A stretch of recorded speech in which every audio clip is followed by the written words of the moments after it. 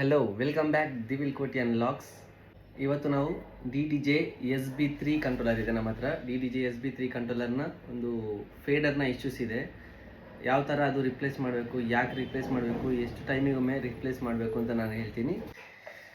ನೋಡ್ಬೋದು, ಇದು ನಿಮಗೆ gold ಎಡಿಷನ್ನ SB3 player DDJ-SB3.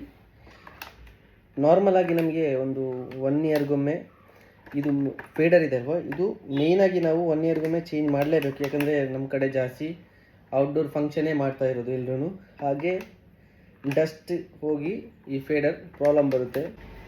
Knobs ಇದೆ ಅಲ್ವಾ, ನಾಬ್ ಅಷ್ಟು ಬೇಗ ಏನು ಪ್ರಾಬ್ಲಮ್ ಕೊಡಲ್ಲ. ಫಸ್ಟಿಗೆ ನಮಗೆ ಫೇಡರ್ಸ್ ಮತ್ತು ಪ್ಲೇ ಕ್ಯೂ ಬಟನ್ ಅಥವಾ headphone cue buttons, tempo key ಕೂಡ ನಮ್ಮ ಸಣ್ಣ ಕಂಟ್ರೋಲರ್ದು ಟೆಂಪೋ ಕೀ ಏನೂ ಪ್ರಾಬ್ಲಮ್ ಅಷ್ಟು ಬೇಗ ಬರಲ್ಲ.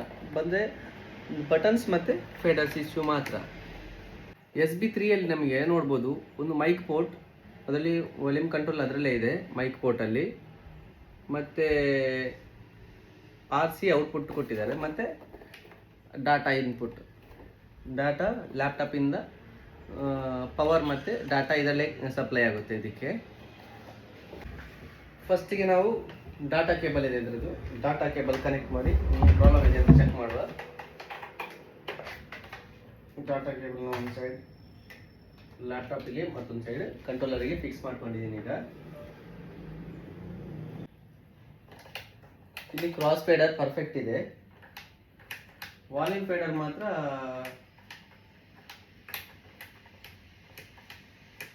ಪ್ರಾಬ್ಲಮ್ ಕೊಡ್ತಾ ಇದೆ. ಅಂದರೆ ಕೆಲವೊಂದ್ಸರಿ ಕರೆಕ್ಟಾಗಿ ನಿಲ್ತಾ ಇಲ್ಲ.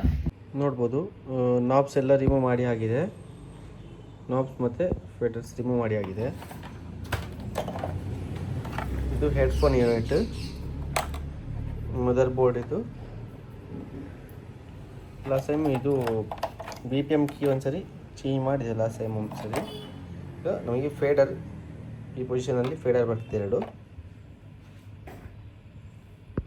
ನೋಡ್ಬೋದು, ನಮಗೆ SB3 ಡಿಸೆಸೆಂಬಲ್ ಆಗಿದೆ. ಇದರಲ್ಲಿ ಡುವೆಲ್ ಬೋರ್ಡ್ ಬರ್ತದೆ, ಒಂದು ಮಿಕ್ಸರ್ ಸೆಕ್ಷನ್ ಸೇರಿ ಒಂದು ಬೋರ್ಡ್, ಮತ್ತೊಂದು ಖಾಲಿ ಪ್ಯಾನಲ್, ನಮಗೆ ಒಂದು ದೆಕ್ಕಿದ ಬೋರ್ಡ್, ಮತ್ತೊಂದು ಮದರ್ ಬೋರ್ಡ್ ಬರ್ತದೆ. ನಾವು ಈಗ ಈ ಫೇಡರ್ನ, 2 ಫೇಡರ್ ಇರುತ್ತೆ, ಈ ಫೇಡರ್ನ ರಿಪ್ಲೇಸ್ ಮಾಡಬೇಕು. ಟೈಮ್ ಆಗಿದೆ ಆಲ್ರೆಡಿ. ಇದಕ್ಕೆ ಒಂದು ಸ್ವಲ್ಪ ಸ್ಟಕ್ ಆಗ್ತಾ ಉಂಟು, ಇನ್ನೊಂದು ವರ್ಕಿಂಗ್ ಕರೆಕ್ಟ್ ಇಲ್ಲ. ನೋಡುವ, ಇದು ಚೇಂಜ್ ಮಾಡಿ ನೋಡುವ. ನೋಡ್ಬೋದು, ನಾವಿಲ್ಲಿ ಯಾವುದೇ ನಮ್ಮ ಫೇಡರ್ ಆಗಲಿ ಮತ್ತು ಬಟನ್ಸ್ ಆಗಲಿ ಮತ್ತು BPM ಟೆಂಪೋ ಕೀ ಆಗಲಿ, ಯಾವುದೇ ಲೋಕಲ್ ಬ್ರ್ಯಾಂಡ್ ನಾವು ಯಾವುದು ಯೂಸ್ ಮಾಡ್ತಾ ಇಲ್ಲ. ನಾವು ಒರಿಜಿನಲ್ ಯಾವುದು ಬಂದಿದೆ ನಮಗೆ ಆಲ್ಫಾ ಥೀಟಾದ್ದು, ಅದೇ ಯೂಸ್ ಮಾಡ್ತಾ ಇದ್ದೀವಿ ನಾವು ಫೇಡರ್. ಈಗ 2 ಕೂಡ ರಿಪ್ಲೇಸ್ ಮಾಡುವ.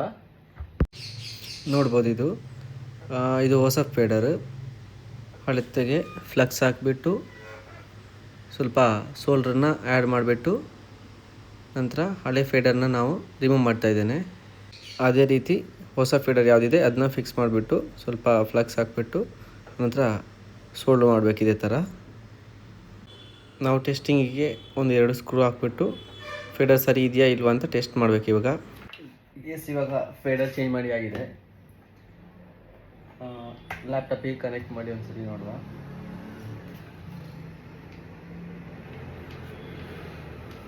ತುಂಬಾ ಫ್ರೀ ಆಗಿದೆ ಇದು ಯೂಸ್ ಮಾಡೋದಕ್ಕೆ.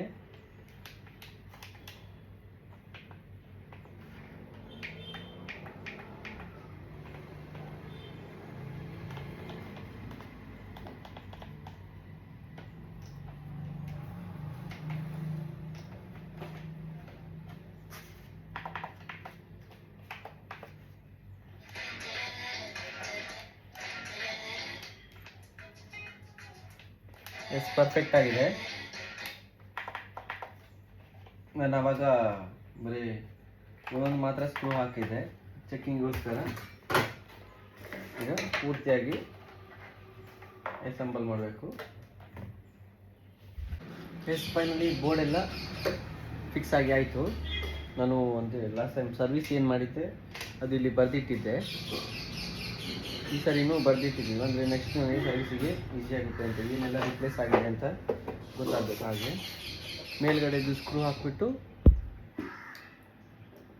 ಸಪ್ರೇಟ್ ಮಾಡುವ.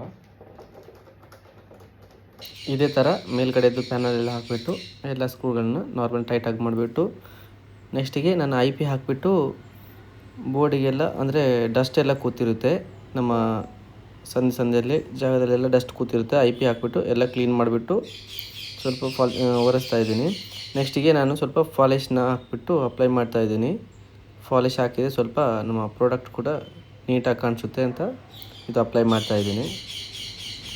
ಫೈನಲಿ ನಾವು ಫುಲ್ ವಾಶ್ ಮಾಡಿ, ಕೆಮಿಕಲ್ ವಾಶ್ ಮಾಡಿ ಆಮೇಲೆ ಇನ್ನು ನಮಗೆ ಸ್ವಲ್ಪ ಗ್ಲೋ ಬರಬೇಕು ಅಂತ ಪಾಲಿಶ್ ಎಲ್ಲ ಹಾಕಿಟ್ಟಿದ್ದೀನಿ.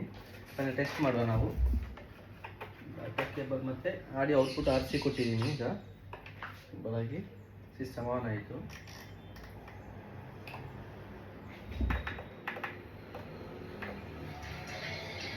ಸೆಟ್ಟಿಂಗ್ಸ್ ಲ್ಯಾಪ್ಟಾಪಲ್ಲಿದೆ. ಆಡಿಯೋ ಔಟ್ಪುಟ್ ನಾವು ಲ್ಯಾಪ್ಟಾಪಲ್ಲೂ ಕೊಡ್ಬೋದು ಅಥವಾ ಎಕ್ಸ್ಟರ್ನಲ್ ಸ್ಪೀಕರಲ್ಲೂ ಕೊಡ್ಬೋದು. ಫೇಡರ್ ಮತ್ತು ಟೆಂಪೋ ಕೀಸ್ ವರ್ಕಿಂಗ್ ಪರ್ಫೆಕ್ಟ್ ಇದೆ. ಆಡಿಯೋ ಸೆಟಪ್ ಸರಿ ಇದೆಯಾ ಒಮ್ಮೆ ಚೆಕ್ ಮಾಡಿಬಿಟ್ಟು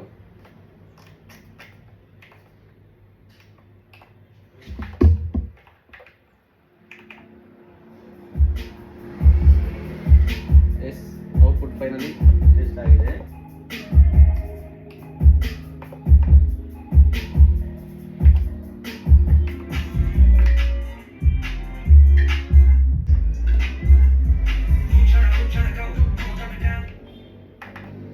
ಫೈನಲಿ ಟೆಸ್ಟ್ ಆಗಿದೆ. ನಾವು ಪ್ರತಿ ನಮ್ಮ DJ ಇನ್ಸ್ಟ್ರೂಮೆಂಟ್ ಆಗಿರಲಿ ಇದನ್ನ ಒಂದು 6 ತಿಂಗಳು ಅಥವಾ ಒಂದು 1 ಇಯರ್ಗೊಮ್ಮೆ ನಾವು ಸರ್ವಿಸ್ ಮಾಡಿಸಲೇಬೇಕು. ನೋಡಿ, ಇದು ಈಗ ಸರ್ವಿಸ್ ಮಾಡಿರೋಂಥ ಪ್ಲೇಯರ್. ಇದು ಯಾವ ಥರ ಆಗಿದೆ ನೋಡ್ಬೋದು. ನಿಮಗೆ